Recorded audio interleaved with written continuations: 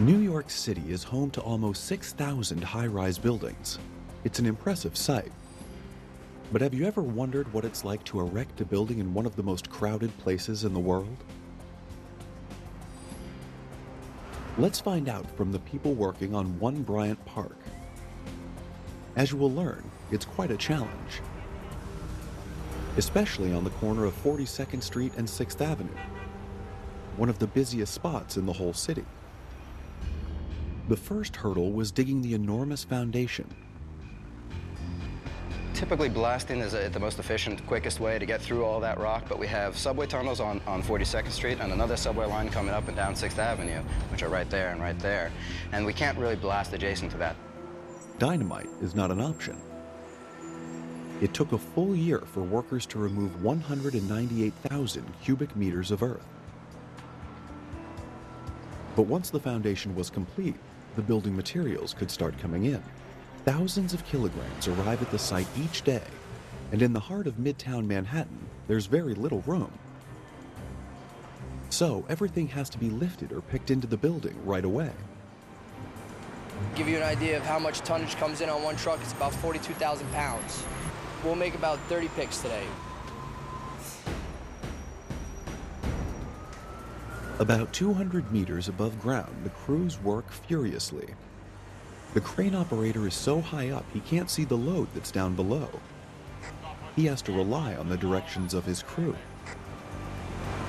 25 to my hand. Basically, I got to tell him what's going on here, give him a countdown on where his line is, where his boom, and then I got another signal guy up top, and we just communicate to the operator to let him know what's going on. The biggest job is lifting the enormous steel beams that form the structure of the tower. But first, the beams have to make it there. They arrive on large flatbed trucks.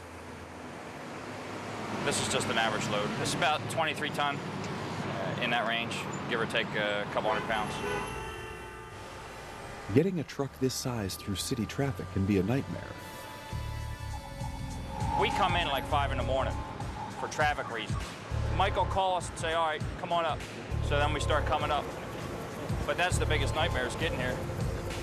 As the day moves on, the traffic only gets worse. I need a long distance to make a turn now. Like there's no way I can make one of these turns down these streets. I'm gonna have to go down and cut over 3 lanes to make a left-hand turn down there. There's no room to park on these streets, so that's the issue.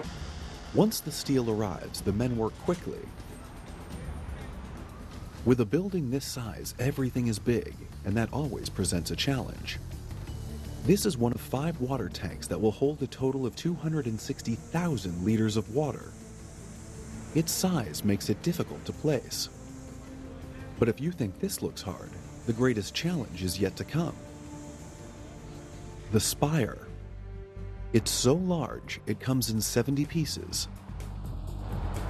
Going into New York City, you basically lose 2 days. It is true what they say, this is a city that never sleeps, and there's always traffic out there to deal with. It gets a little hairy at times, but you have an escort behind you and he kind of blocks it off a little bit. Even though New York is a really big city, the streets aren't the biggest. Each piece must be lifted and assembled 275 meters above ground. At this height, the smallest mistake can be fatal.